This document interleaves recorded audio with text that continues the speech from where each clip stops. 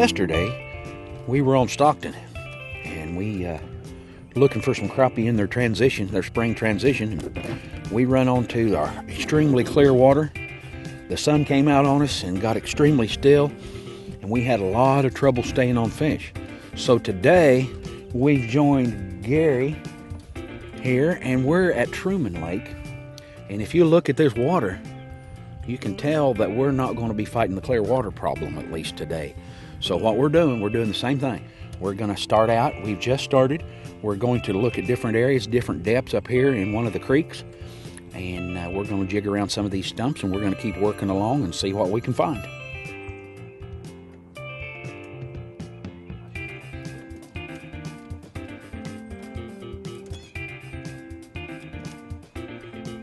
I want to give you a little tip.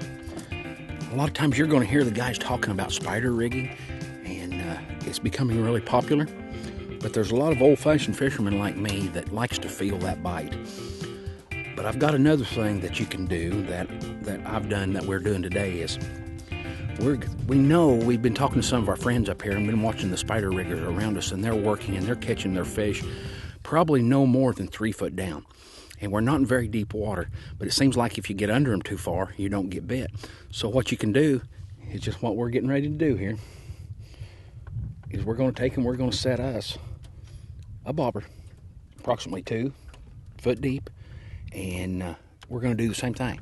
And one of the things I like about this, you'll hear more and more of the spider riggers saying they keep getting longer and longer rods to stick out there away from the boat so that the boat doesn't spook the fish when they're in shallow water. Well, with a rig like this, you're only limited to as far as you can cast. And you can work it as slow or as fast as you need to. And you don't have to worry about having 8 to 10 to 12 rods sticking out the boat. You can put one rod in your hand, cast around your structure or out in open water if the fish are in shad. And we've proven today, and we're still fishing, that we're catching probably close to just as many fish as the guys that are going around us with 6 to 8 rods out.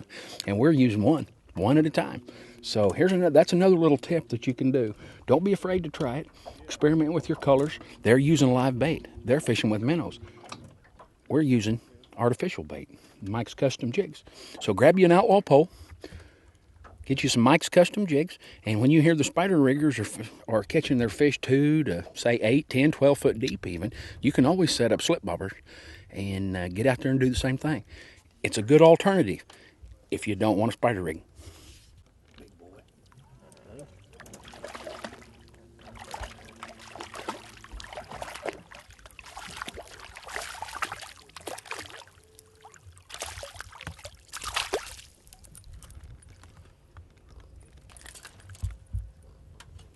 Well, they're not running too big yet.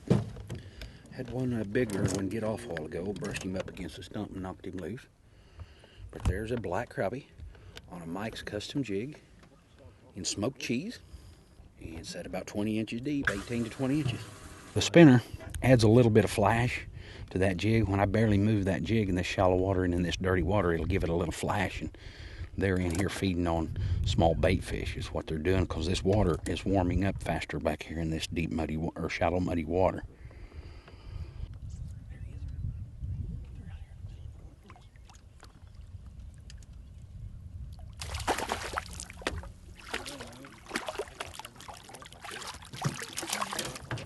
Get two. I just think that one big enough. Put a smaller jig on, silly. Silly Mr. Gary. Like I said, I did have anyway.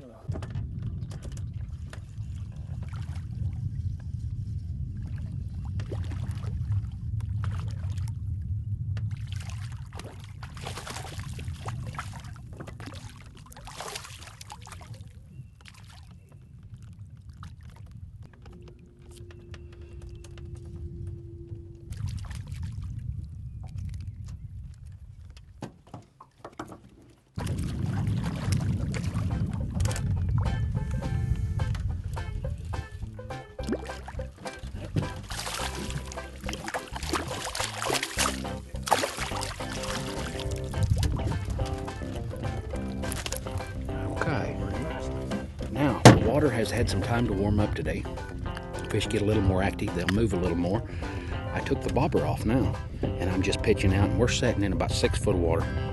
And I'm just pitching it out and pulling it back slowly, close to stumps if I can. And now that's starting to work with the water warming up this afternoon.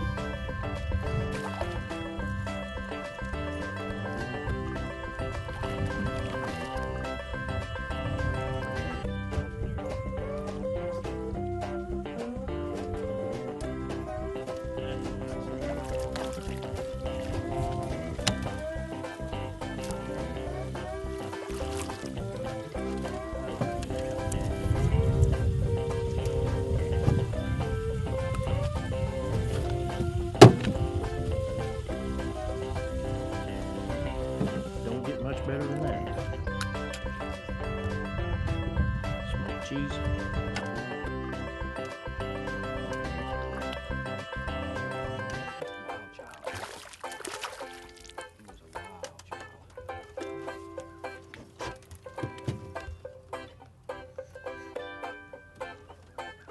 Smoked cheese strikes again.